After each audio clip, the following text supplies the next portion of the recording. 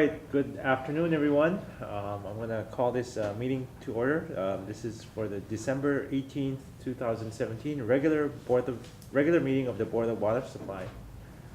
Before we get started, I do want to note that it is the last meeting of the year, and I wanted to, on behalf of the board, wish the entire team and the entire Board of Water Supply and our hardworking staff happy holidays. I can't believe it's the end of the year already, and prosperous 2018. Glad we're all on the same team, and we're going to continue to work together in the coming new year. Thank you. All right, we'll start by going to the items requiring board action.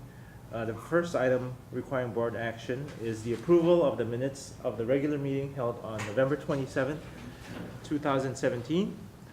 They are in your packets. I hope you've had a chance to review them. May I entertain a motion to approve? So moved. We have moved and seconded. Any discussion, corrections, additions, amendments? Okay, hearing none, call for the question. All those in favor say aye. Aye. All those opposed say nay. All right, next item requiring board action is the approval of the revision of the 2017-2018 Capital Improvement Program budget, and this would be amendment number 1. Manager Lau? Thank you, Chair. We have some proposed changes to our CIP budget for FY17. It doesn't affect the bottom line budget total, but there are some projects that we're going to be changing in there, and actually in addition of a new project. I'd like to have Robert Morita, head of our Executive Support Office, to provide the overview of the proposed amendment. Robert? Good afternoon, Chair and board members. Again, I'm Robert Morita, head of the Executive Support Office. So before you for consideration is budget amendment number 1 for the fiscal year 2018 Capital Improvement Program budget. Effectively, this request before you is to add a new project, which is item number 29D in the CIP budget, the Kamehame Utility Tunnel 36-inch main rehabilitation project. That total is $4.73 million, and we do have a brief PowerPoint that we would like to show to kind of give the board members an idea of the scope and the magnitude of the project.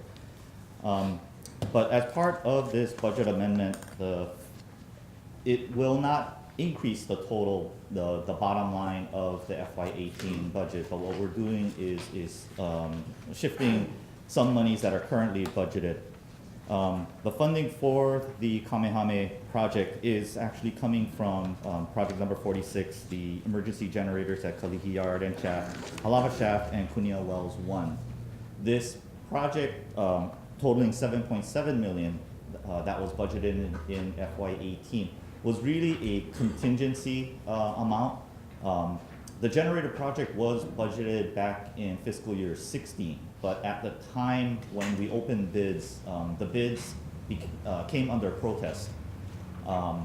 We had consulted with Corporation Counsel on denying the protest, but it was basically uncertain, I think, if the protest would be overturned by DCCA had it been appealed by the protesters. But what we did was we did forward the denial to all of the bidders, and there was no protest filed, so the denial of the protest stood. And so we were able to actually execute that project using the fiscal year 16 funds. So that made effectively this $7.7 million not necessary, so it made the project moot. And so this is where we're using the funding to fund the Kamehame project. And then the balance of that amount will be moved to the contract adjustment account for contingencies should bids come in higher at a later date. So to give you that overview of the Kamehame situation, I'd like to ask Mike Fouquet of our Field Operations Division to come forward and explain, I guess, what happened at the project.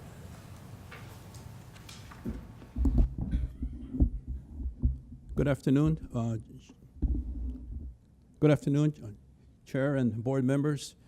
Back in September 19th of this year, we had a main break in the Kamehame Tunnel.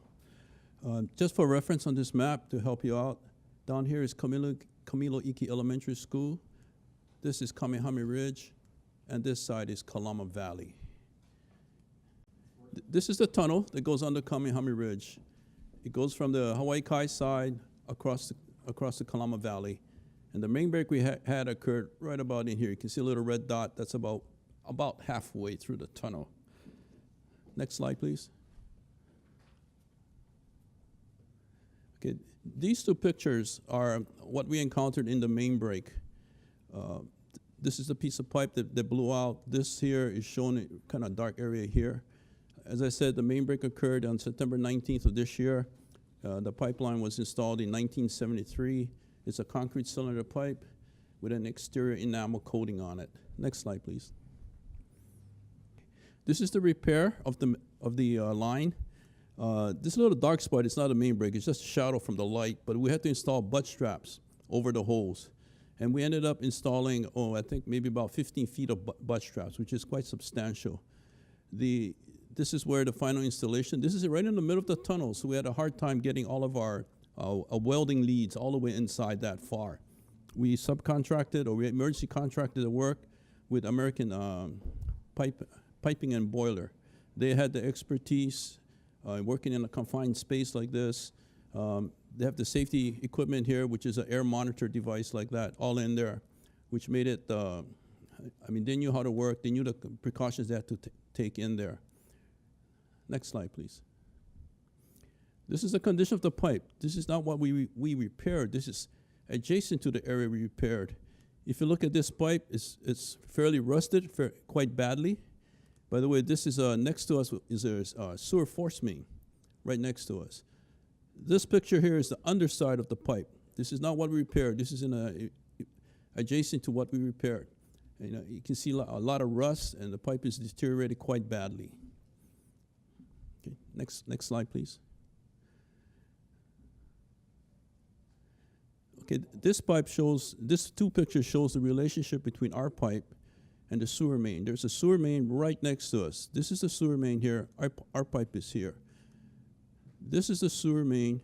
This is our repaired pipe. So we're right next to each other. And one of the concerns we have is if our pipe breaks and blows toward the sewer main and damages the sewer main, then we'll be in deep trouble. This sewer main carries all the sewer water from Hawaii Kai to the treatment plant that is adjacent to the golf course. Okay, next slide, please. Again, this is the two portal. This is the east portal. This is the sewer line. By the time we come out of the portal, our pipe is below grade.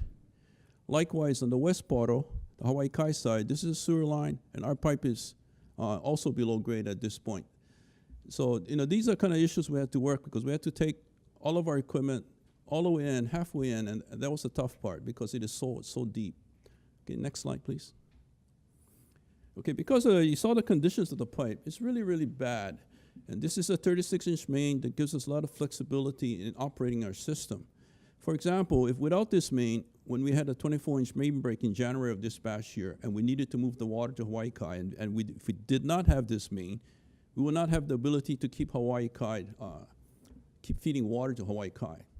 Okay, this main doesn't just serve Kalama Valley, so it gives us the flexibility to move water in both directions. So, we have concerns about the 24-inch and breaking again, and without this line, we're in trouble because it won't be likely. Okay, the project we are proposing is to slip line the existing 36-inch line with a 30-inch high-density polyethylene pipe. Our intent is not to remove the 36, but rather to pull a new pipe straight through the 36. And that way now the 30-inch pipe becomes a carrier pipe. So, that's our intent. The tunnel length is approximately 2,200 linear feet. We're also going to install some valves and some sampling tube in there. This is a design build contract. The contractor is Koga Engineering. The design consultant is Sam Hirota. And the contract amount, based upon the bid, is approximately $4.3 million. Okay, any questions?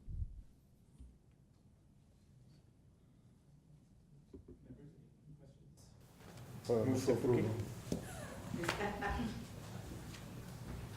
Okay, move, was that a motion to approve? Okay, second, any discussion? I mean, I definitely speak in favor of this, proposal. This builds redundancy or ensures that redundancy in our system, allows us the ability to, address, contingencies in case, to move water from, I guess, the windward side and over. Yes. Yeah.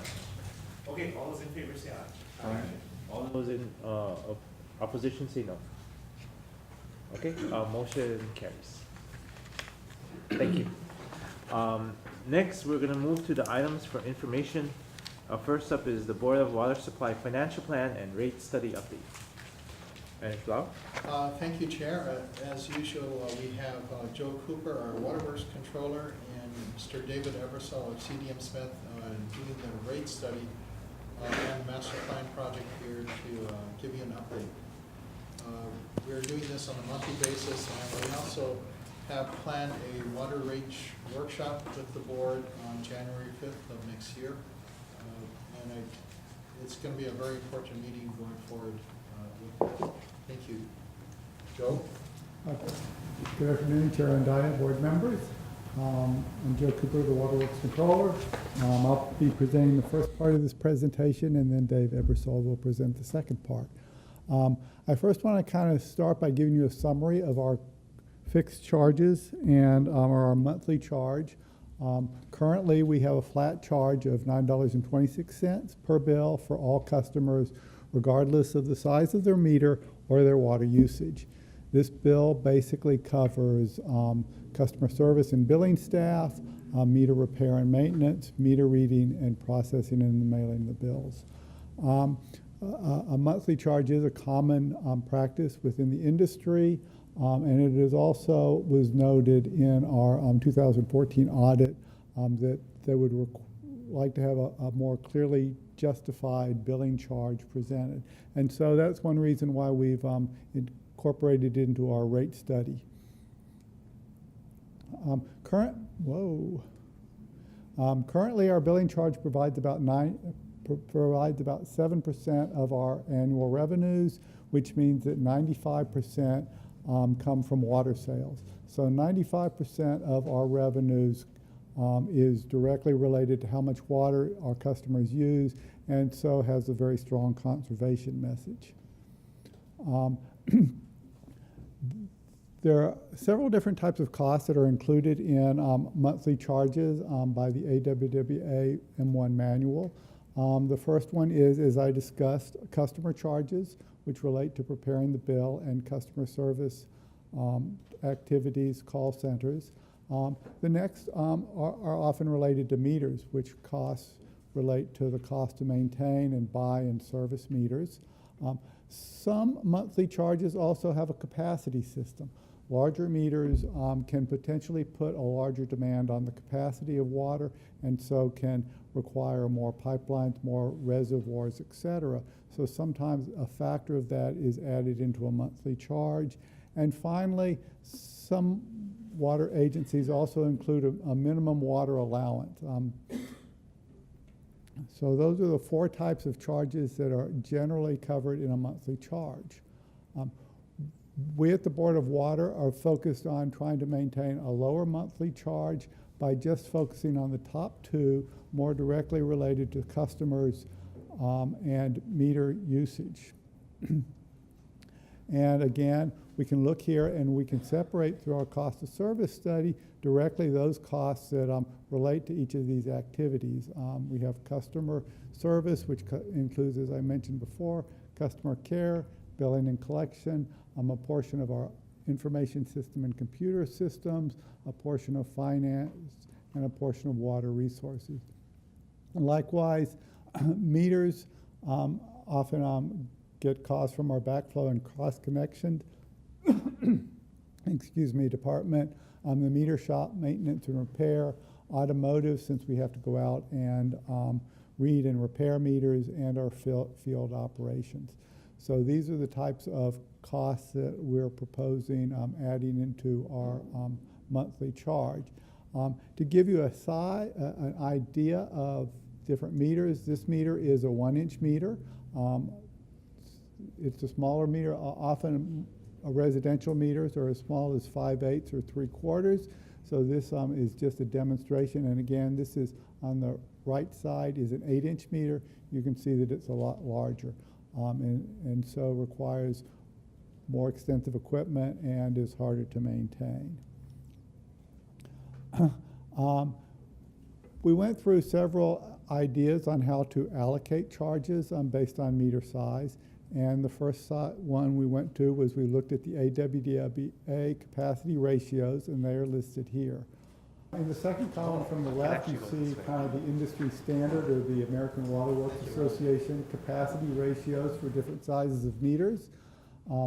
We took this a step farther, and we wanted to develop our own ratios that are directly related to the costs that the Board of Water experiences. And so you here on the second from the right-hand column, you can see the cost of the different sizes meters that we actually purchase. And then when we compute the ratio of those, we get the cost in the middle, which are really very similar to the standard cost with the AWWA.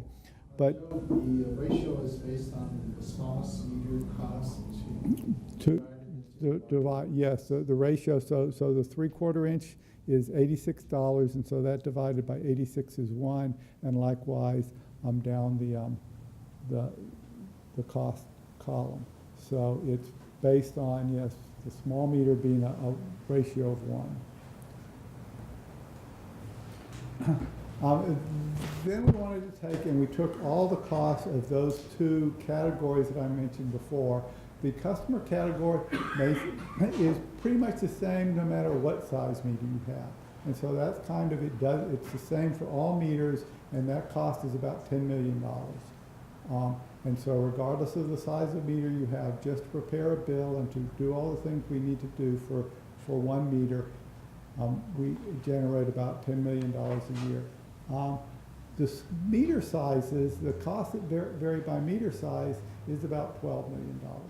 So those might vary more. For a larger meter would be more expensive to maintain, and a smaller meter would be less expensive. So for a total of $23 million is the cost allocated to those two amounts.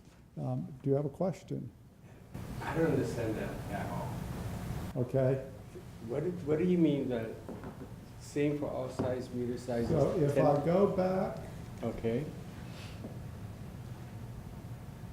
if I go back to this side, these costs, the customer costs, are the same regardless of what size meter we have.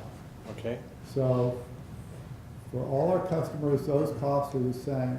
Okay. The meter costs are vary depending on the size of the meter you have. Okay. Got So, and when we divide those out, again, $10 or $11 million accumulates into this area, and about $12 million accumulates into this area. For all those functions, for all the meters. For all those functions, yes. For allocations of all these functions, now not all automotive goes to meters. But Okay, a okay. portion of it goes, and so those, and when we do those, you get, to cover those two, customer services and meters is about $23 million. Okay, got it.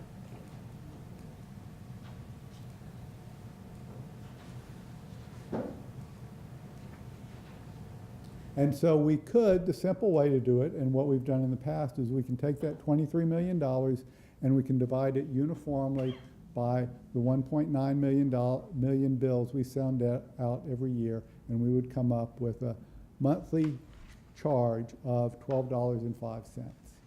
That compares to our current charge of about $9.26. So using, these are the new 2019 numbers, our monthly charge would go up a few dollars.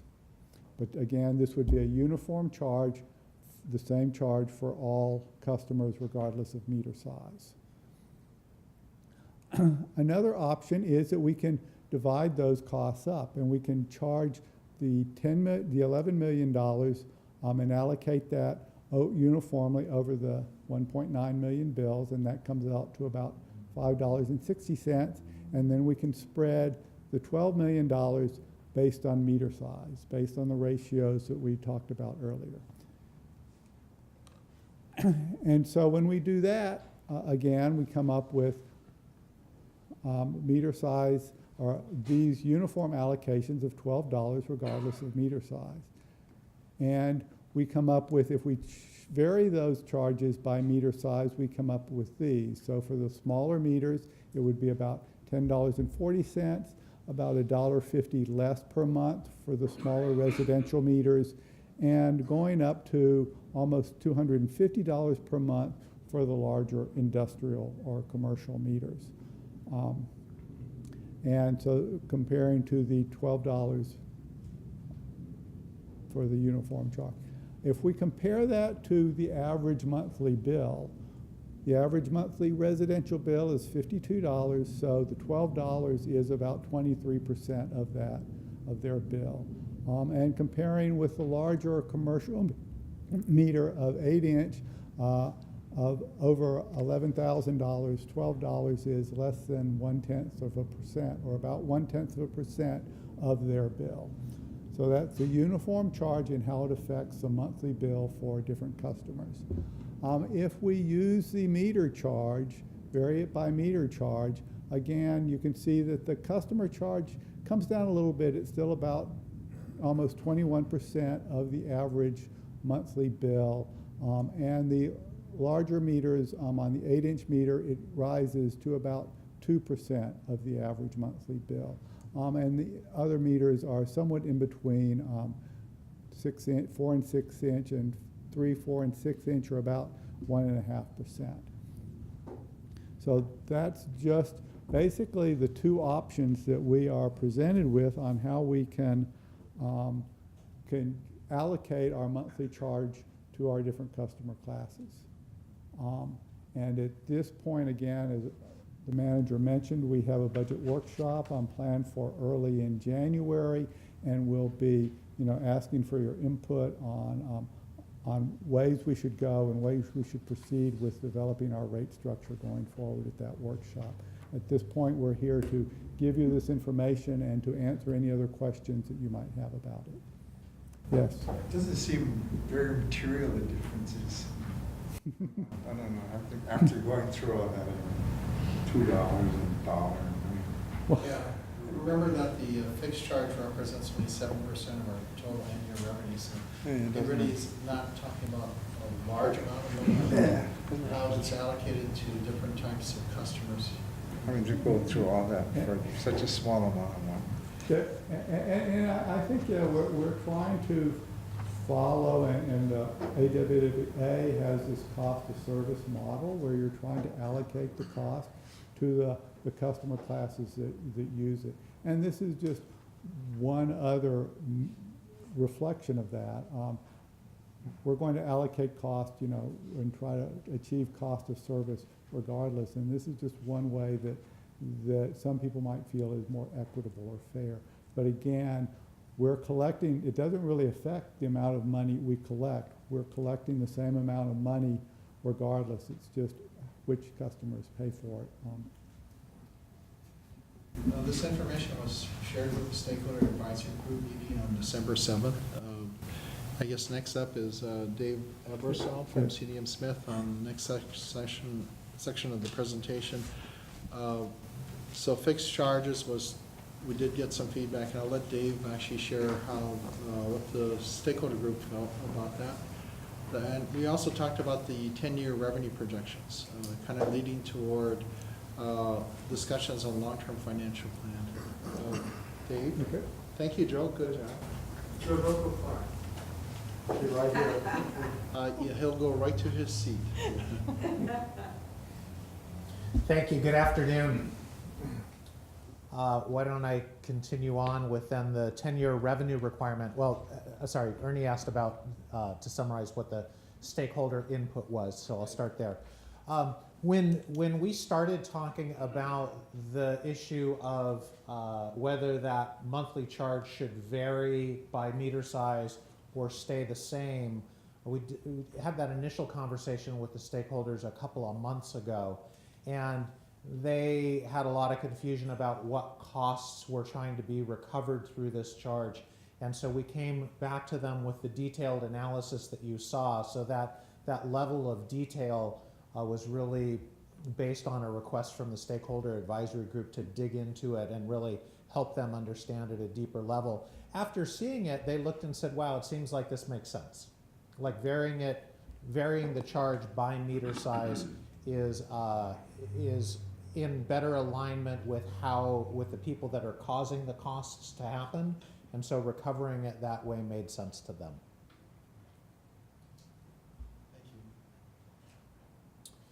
Looking at the 10-year revenue requirement to implement the Water Master Plan, when we talk about a revenue requirement, we're really talking about all the money that the Board of Water Supply needs to collect from customer charges to fund the operations of the water system. So it covers operating and maintenance costs, your capital costs through your capital improvement program, and then we also look at a financing strategy, because if you can borrow money today so that you don't have to have as big of an impact on the revenues that you need, then that means you need less of a revenue adjustment. So the financing strategy becomes very important in figuring out what you need to collect from customers going forward in order to fund the operations and investments in the water system. So we're going to look at the period of 2018 through 2028, which is the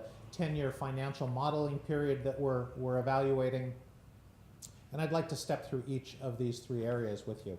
So operating expenses. I think you've seen in the past that, typically the board doesn't spend all the money that you budget for annual operations. And you hear the routine reports of the status of your expenses in regular board updates. So on average, the board spends about 85% of its budget. And the reason that this is important to bring up is we want to make sure that we're not using a number that's too high as a basis for setting water rates. So we looked at the historical performance here and chose 85% of the budget as a good starting point in building the water rates for operating expenses. Then each of the division managers did a detailed bottom-up estimate of what they expect their annual expenditures to be for the next few years. And we reviewed those and also looked at changes in the industry and different components of the budget. And on average, the escalation that we're seeing through that process is about 3.5% per year. So throughout the period, the key things here is we're starting with 85% of your 2018 budget, and then it escalates on average about 3.5% per year through the 10-year period. So what that looks like if you divide it up into the different categories of materials, supplies, and services, that's the largest part of your operating expenses as a single chunk.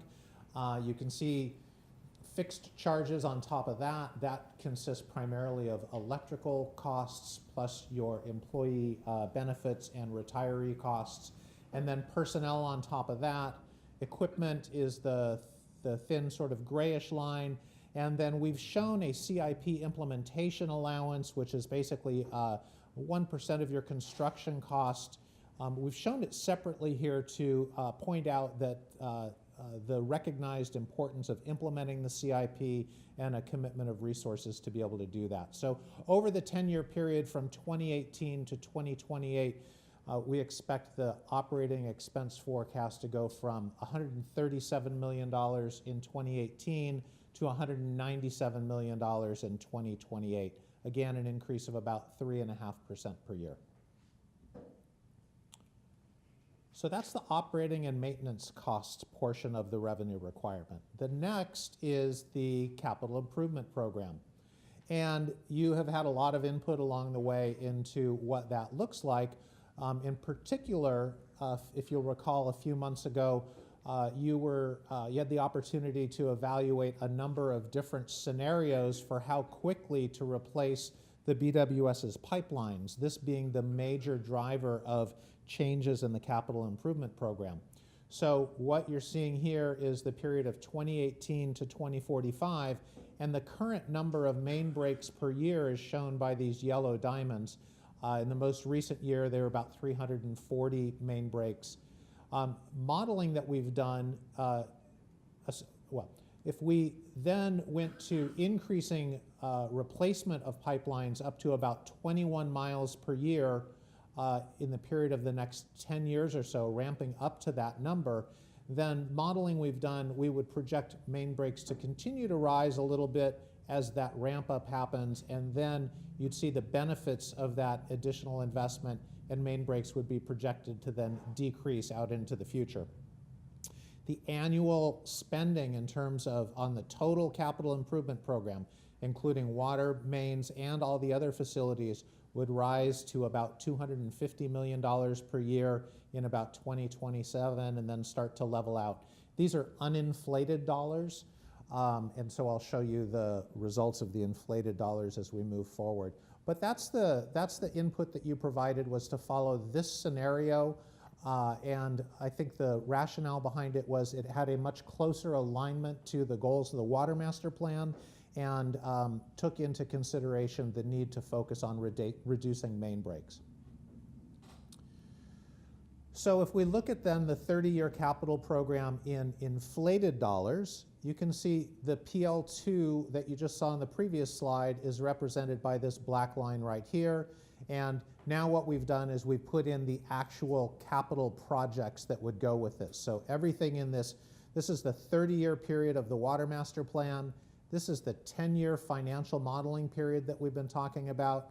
This is the 5-year period that you'll be setting rates for. And what this chart is showing is the different types of projects that make up the capital improvement program. Non-potable projects at the bottom. The legend builds vertically, so non-potable projects here. Your source projects in the yellow, and you can see a couple of major bumps in putting new sources online. Storage projects in the green. Work in pumps here. Pumps and storage facilities are kind of the heart of the system. And then you can see the big increase in pipeline replacements out in this brownish color that happens as a result of increasing to about 21 miles per year. So that's the capital improvement part of the revenue requirement. Now we look at the financing piece of it to see how can we lessen the impact on customers of that big investment. And so if there were no, this is a complicated chart, so let me walk through it. What we're looking at over here are revenues and expenses in millions of dollars, and the green bars and the blue bars are revenues and expenditures in each year, 2018 out to 2028. On the other side of the graph, this is the operating fund balance, and it's in millions of dollars. This is the day's cash that you have on hand. And back in May, you adopted a financial policy that says to target 180 days cash, but never fall less than 60. So you can see the 180-day target here and the 60-day floor down here. So we're going to follow this purple line here. This is the operating fund balance, and pay attention to what it's doing as we walk through each of these scenarios, because it's a very important metric in looking at the health of the organization and ability to remain financially strong. So in this scenario, we've said let's look at that capital improvement program that you just saw, and let's assume that you don't make any adjustments to your revenue. Okay, so no new revenue coming in. What happens? You start to implement the capital improvement program, and you do that. You can see an increase in expenditures here and here. And what happens is your days cash starts dropping really fast.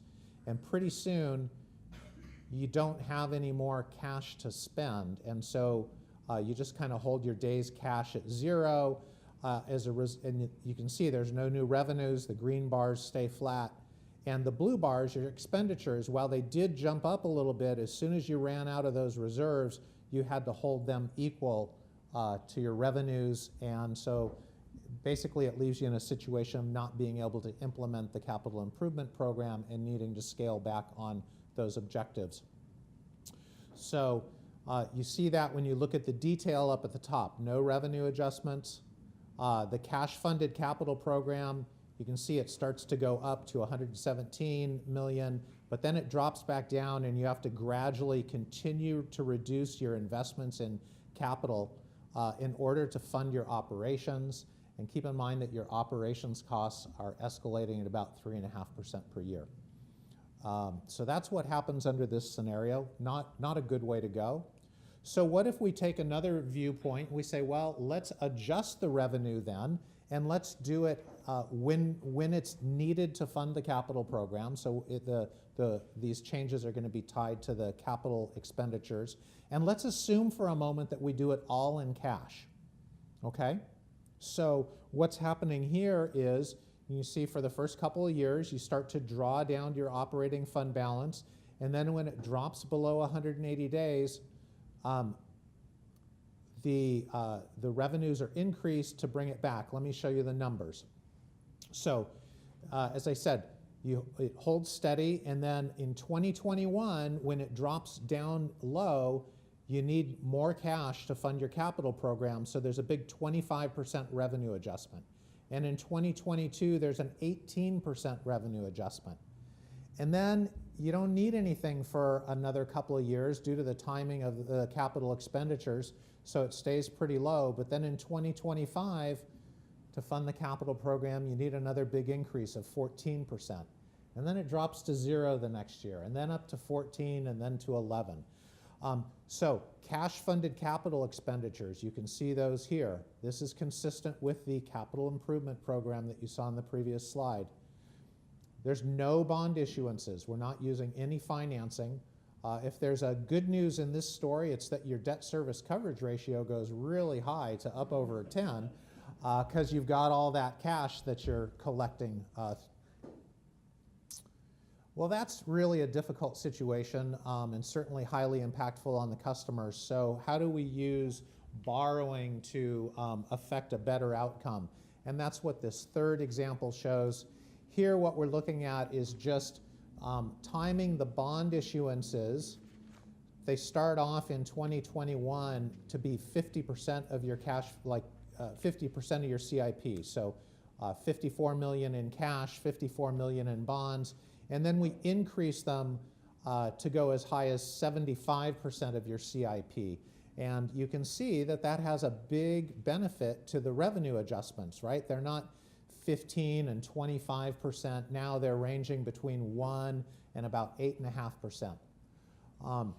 But they're kind of lumpy still. They're bouncing around quite a bit. And so the reality is that we have the opportunity to smooth that out by looking at refining both the timing of the revenue adjustments and the timing of bond issuances to get an even better result. And so here's an exercise we did looking at smoothing it all out.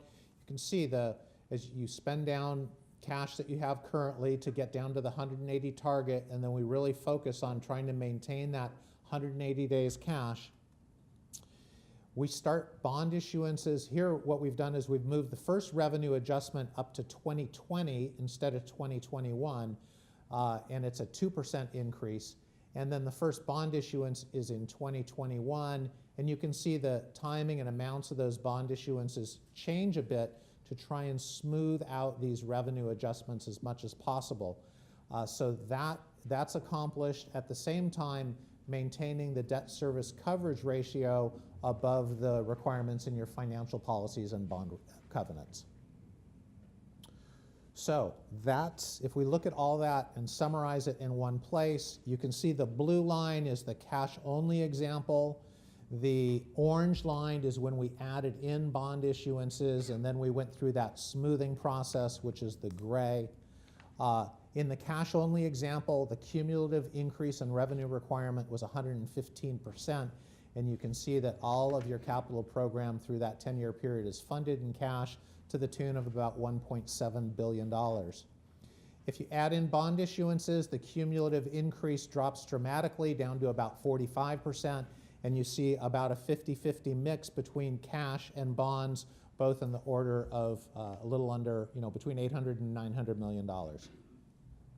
In the smoothing example, the cumulative increase in revenue requirement is nearly identical to the example above, and the balance between cash and bonds is similarly nearly identical, but it's providing a benefit of smoothing out those changes in revenue requirement over time in an effort to try and maintain affordability for customers.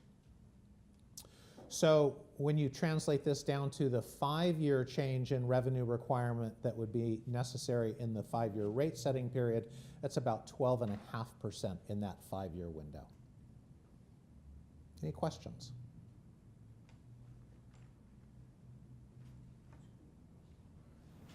One of the things I could point out too on this, Dave, you can go back maybe about 2 or 3 slides to the smoothing. One of the, yeah, that one. Thank you. One of the things here, remember our policy that the board adopted back in, I think it was April of this year, was for the working capital or this operating fund balance to kind of keep it between 60 days of operation or 180 days of operation. And over 10 years, kind of work it back up to 180 days, but over a 10-year period. One of the things that this does actually is trying to, since we have some a larger operating fund balance currently, actually try to bring it and keep it at 180 days. And the reason we showed it this way, and it's really up to the board to decide how you want to do this, is the experiences of Puerto Rico, seeing what's happened when the Category 5 hurricanes hit Puerto Rico and the time it's taken to recover for that island. That island being, I think, a population of about 3.5 million versus our 1 million. But we felt that given the possibility of future, maybe really intense storms coming our way in Hawaii, that it might be better, more prudent to try to achieve 180 days operating fund balance much sooner. So that's the only difference, and that's why we modeled this scenario. This was also shown to the stakeholder advisory group, and Dave, maybe you can summarize what they felt about this. Yeah, I think they looked at the results here and came away with the guidance that this seemed quite reasonable to them. They understood the importance of issuing bonds to maintain affordability, and I think when they looked at the balance between cash and bonds over the long run being about 50-50, they seemed comfortable with that. The other thing too I'd like to point out is that this is talking purely about revenue increases. When we get into the rate development process, which is the subject of the discussion starting in January 5th at the rate workshop, that's going to be more like the how to generate the revenue and then the assessing the impact on different customers. So at a high level, this is the projected revenue requirements, and then we'll drill down through the rates and fees and charges. David, the way you, what you've achieved here is you've stretched out the amortization of the capital improvements. So what does it look like after 2028? I mean, what the lines look like going out further? That's a good question. And when you get beyond 2028, I think, let me go back to the 30-year capital improvement program slide, and let's see if we can talk a little bit about that, because I think it's quite informative in thinking about beyond the first 10-year period. I'm almost there. Here we go. So the 10-year period that we've been looking at is here, right? The 10-year financial model. So we took you out to this point in time. So we're getting pretty close to the peak in the increase in your CIP. So I would, and then if we look at the fact that your operating expenses, we used a 3.5% per year average escalation, which is, think about inflation, right? So I think we would expect to see the revenue adjustments start to even out, maybe around 6% per year, that kind of range for a while, until the changes in the CIP, until you see the CIP start to dip down a little bit out in this period of time, then we might start to see some decreases in the annual revenue adjustments in that period of time. But I think overall, when you're looking at this whole 30-year period, you could expect to see, as a long-term statement, you could expect to see revenue adjustments every year that reflect the fact that costs increase every year.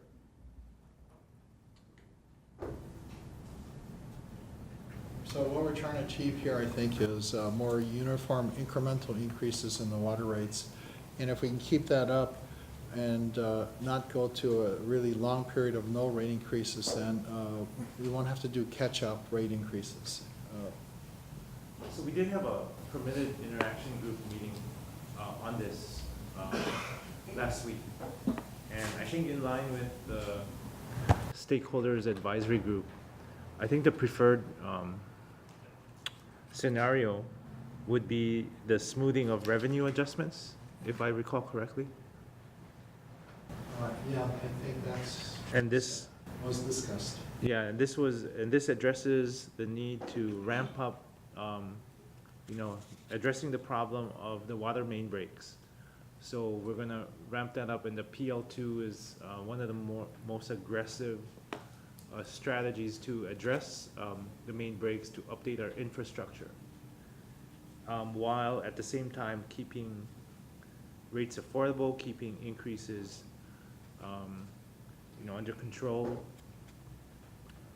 So that would be, I believe, the slide saying smoothing of revenue adjustments. So we're looking at increases of about 2%, 2020 and 2021, and then 4% for 22 and 23. Is that? Yeah, and also keep in mind that that's the revenue increases that we see. The rates are how to we achieve that.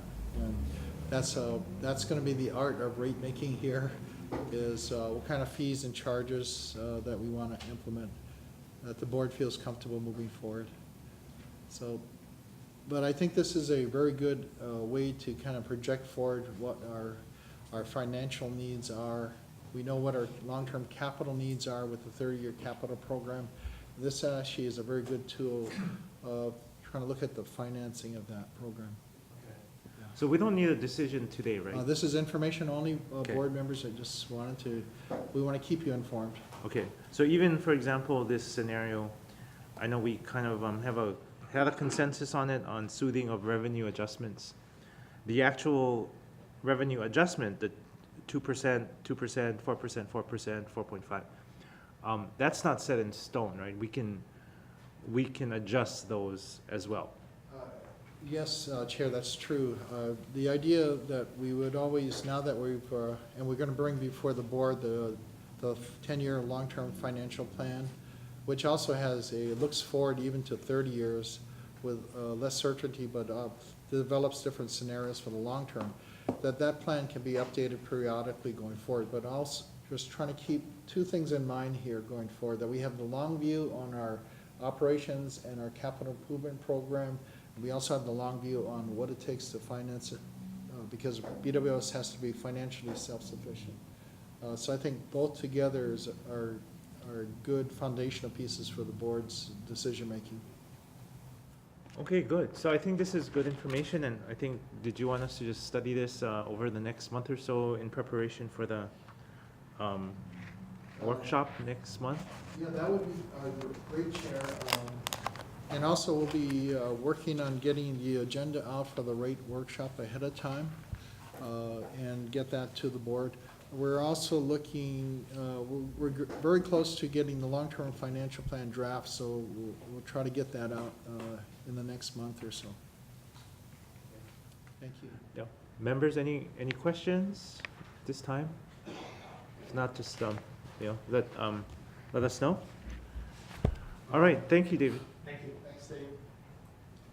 All right, move on to the next item. It's the update on affordable housing subsidies. And I think maybe I can speak on this one, and then, Yeah, Chair, actually, Ellen's been doing a good job. We've been meeting okay. with Department of Planning and Permitting. So we wanted to kind of just share the information we've gathered thus far on this. Ellen? She'll actually go to the podium. That's actually a good spot for you, I think. Okay, Good afternoon, Chair and board members. Ellen Kitamura, Deputy Manager. So what we did, I think the first time you took a look at potential amounts for subsidies for the affordable housing and homeless projects, we were using a study that was done back in 2015 that gave some numbers for us to look at. At that time, that's all that we had. But since then, what we've done is work with the Department of Planning and Permitting to try to revise and refine these numbers just based on what they think is going to happen. So these numbers are the latest that we've had right now. And I'd like to just walk you through them just to give you an idea what kind of subsidies the board will be considering for the Board of Water Supply fees. So let me just start. No, I guess this is the latest. Okay, here. So we're looking at three categories: single family, multifamily, and homeless. Okay, right now, what DPP is envisioning for the next 5 years, these are the total units over the 5-year period starting 2017 to 2021. So the Board of Water Supply actually has two fees for consideration. One is up here, which you see the hookup fees. Those are the meter and lateral costs that's associated with the service. The second are the impact fees, which we call our water systems facilities charges. And this is to install impact fees for new sources, reservoirs, and transmission mains to support the development. So what the assumption here, just I'll walk through it a little bit. For single family, the minimum fixture units, and these are the units that use water. So it's like showers, dishwashers, toilets. The minimum that we use for a single family home is 20 fixture units, and the cost is $185 and I think $35 per fixture unit. We use this to determine the meter size and also the facilities WSFC impact fees.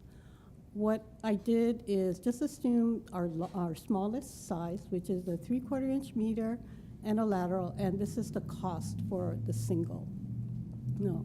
If I expand that out to the 96, then we're looking at a hookup fee of $172,000 plus, and impact fee of $335. So now for the multifamily, DPP is assuming over the next 5 years, $861. And what I did for that is just, in a way, the bare bones of a multifamily unit. How many fixture units would be in that unit? So it's a shower, a toilet, a sink, and the kitchen sink. Based on that, the minimum that we would expect to have per unit is 1.5 fixture units, and the charge is $204 and 12 cents per fixture unit. To determine what the hookup fee, I had to estimate, let's put in a 8x2 FM meter. This also takes care of fire protection requirements. And this one we definitely had to guess at because we weren't really sure, but about five developments per year. So that's over 25 for the 5-year period. For the homeless, I'm assuming that it's also multifamily. DPP is expecting to put in about 75 units, homeless units over the 5-year period. And as you can see here, it's pretty much the same calculation, but we're assuming 2 developments per year. So down here, what you see is the subtotal, total units 1,332, the hookup fees 1.1 million or 1.2 million, and the water systems facilities charge or impact fee about 1.7 million.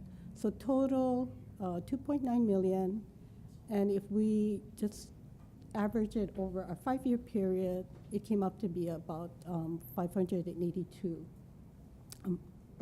So a little close to about 600 million. So this kind of gives you an idea of the cost that you're looking at, and It is projected, this is something that we talked to DPP just recently, the latest numbers, so we're gonna continue our discussions with them. It does not include the accessory dwelling units. The fees are estimated, and I did wanna point that out because we need to determine what the actual fee would be at the building permit stage.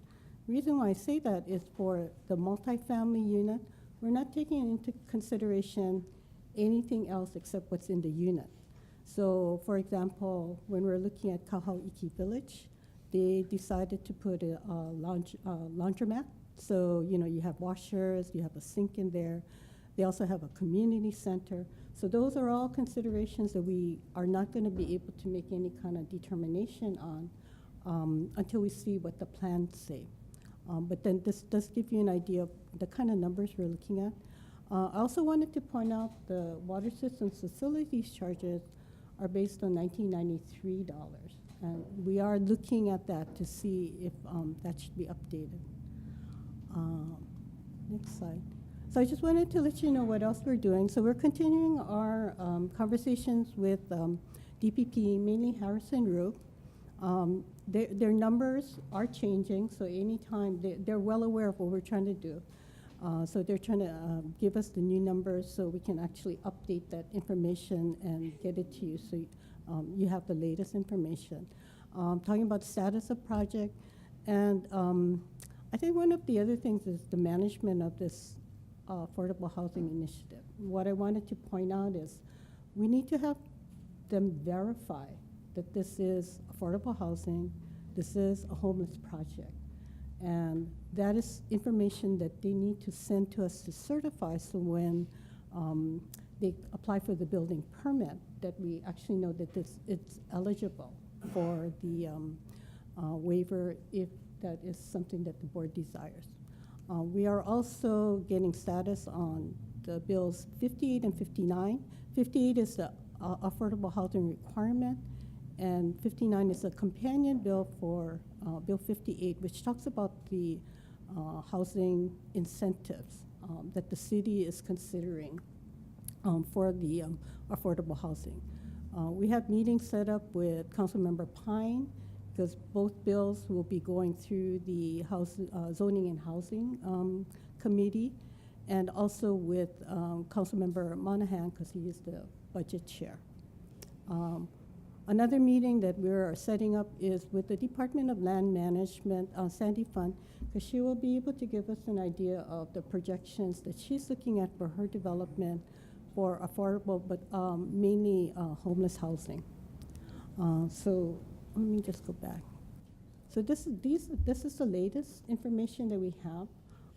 And like I say, we are continuing our conversations with them because they are refining their numbers as we go along.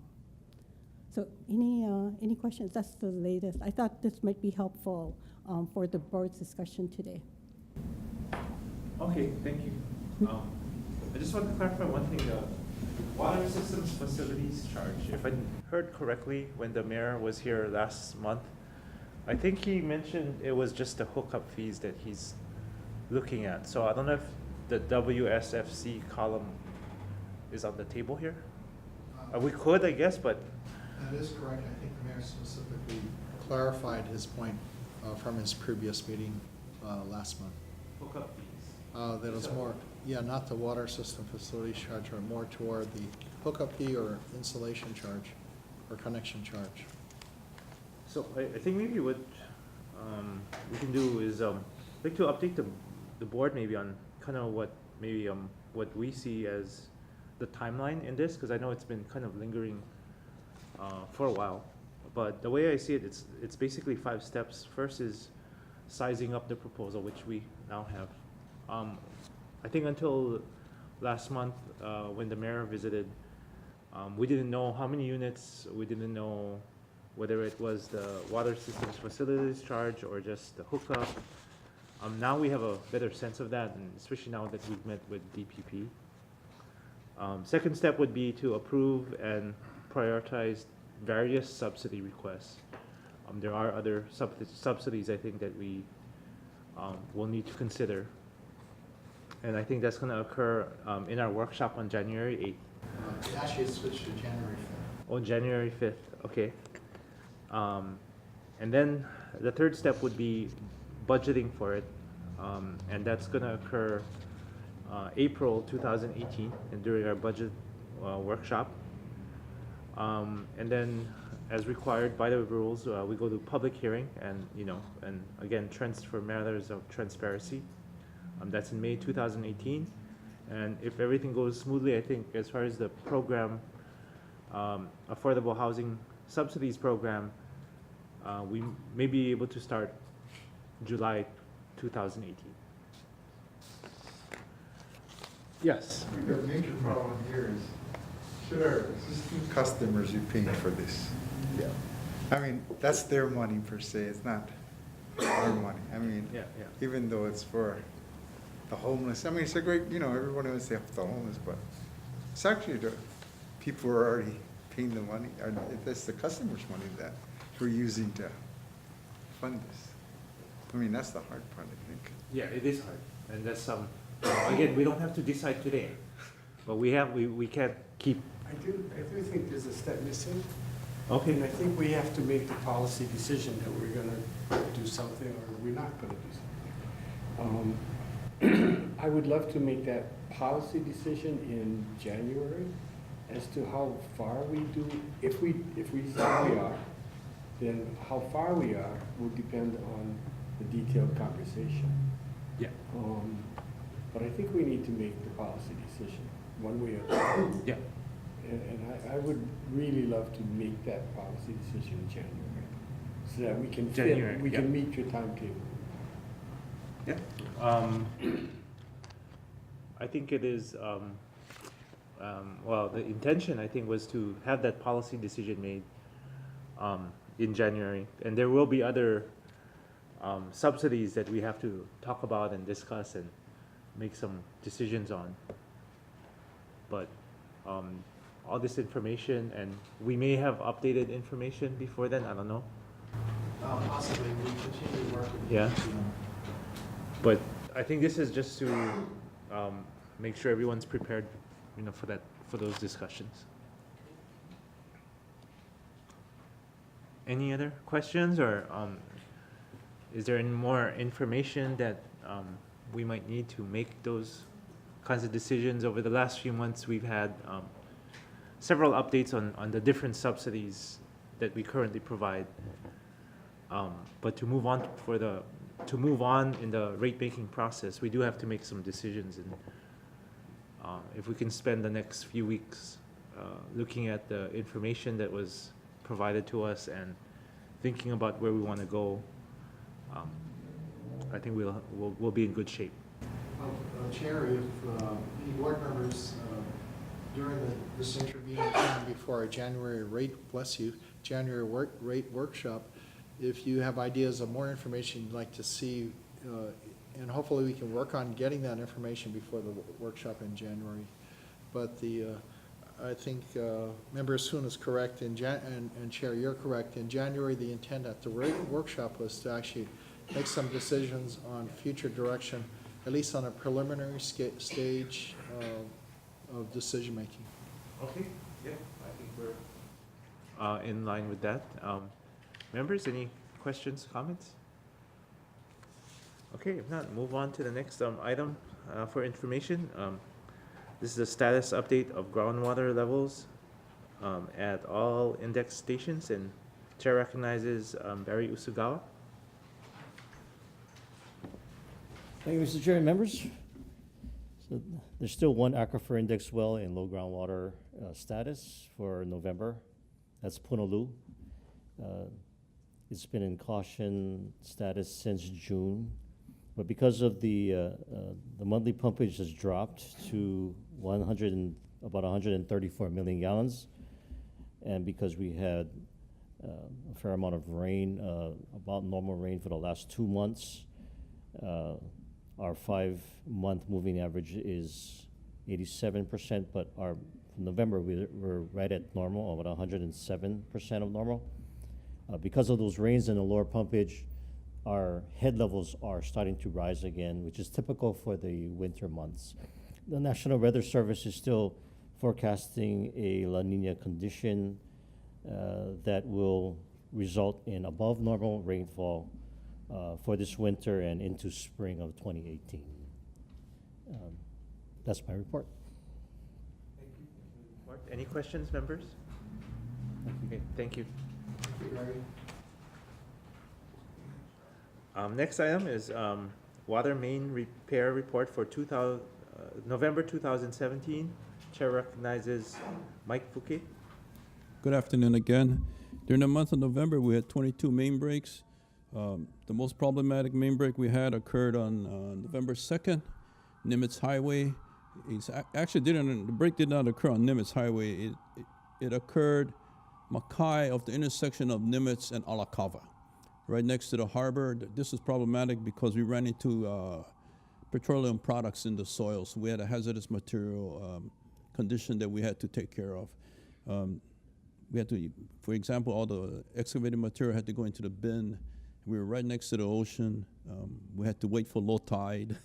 We dewatered. We had to capture all of that water that we dewatered. It turned out we had we captured 80,000 gallons of water that we had to dispose of properly. So that was a major reason why that was a very problematic main break. The size of the main was small, but still yet because of the conditions that we occurred.